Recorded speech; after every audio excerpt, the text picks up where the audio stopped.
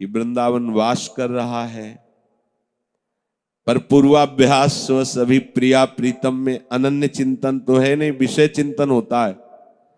तो शास्त्रीय सिद्धांत है कि अंत काल में जो स्मरण होता है उसकी वही गति होती है। ये संसार का नियम है, पर धाम का नहीं। धाम का एक अलग नियम है।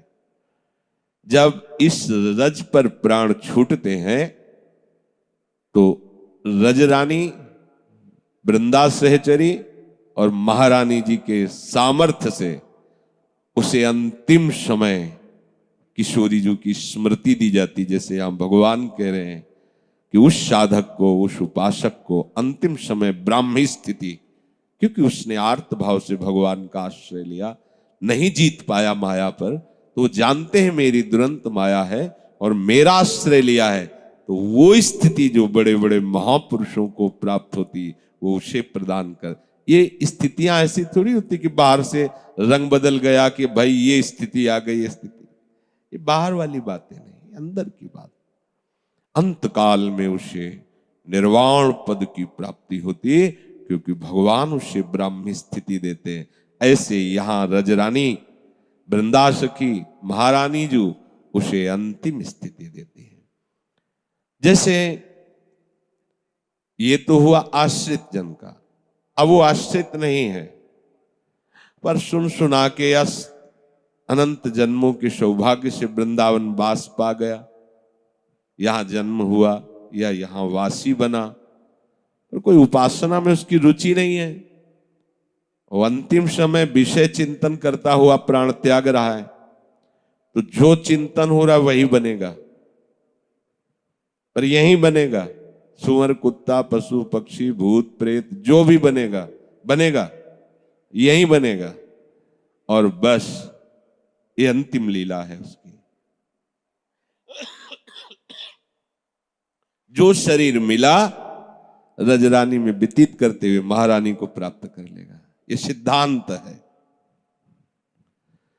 भगवान ने श्री अर्जुन जी को स्थित प्रज्ञ महापुरुष की स्थिति का वर्णन किया, जो साधकों के लिए आदर्श है।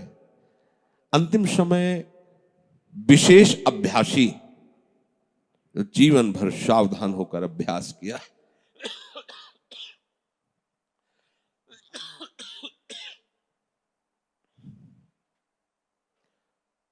क्योंकि अंतिम समय में बहुत कष्टप्रद स्थिति होती है, बहुत कष्टप्रद।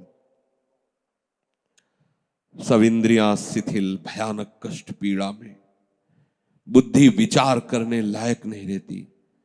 उस समय जो हमने जीवन भर किया है, तो जो अधिकारी जन हैं सृष्टि के, वो चयन करते हैं और उसके दिमाग के सामने वही घूमने लगता है और अगला जन्म निश्चित हो जाता है वहीं से।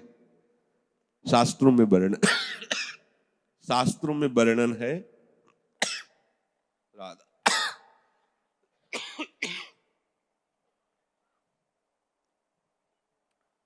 ये हालत है, इसका भरोसा शरीरों का करना, घाटे में रहना है। शास्त्रों में वर्णन किया जाता है कि आपने जो जीवन भर किया है उस सबको देखा जाएगा और अंतिम समय वही छोड़ दिया जाता है। अब लो, जैसे जोंक अगले तिनकों को पकड़ के पीछे वाले तिनकों को छोड़ती है, ऐसे ही जीव अगले शरीर को निश्चित होने के बाद पिछले शरीर को छोड़ता है।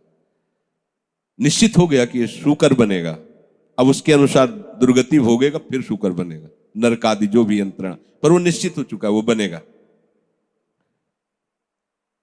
ऐसे जिसने जीवन भर भगवत प्राप्ति का प्रयास किया पर असफल रहा, कोई स्थितियां प्राप्त नहीं कर पाए, तो भगवान करुणा करके उसके सामने मानस पटल पर अपना नाम, अपना रूप प्रकाशित कर देते हैं और वो भगवत प्राप्त हो जाता है।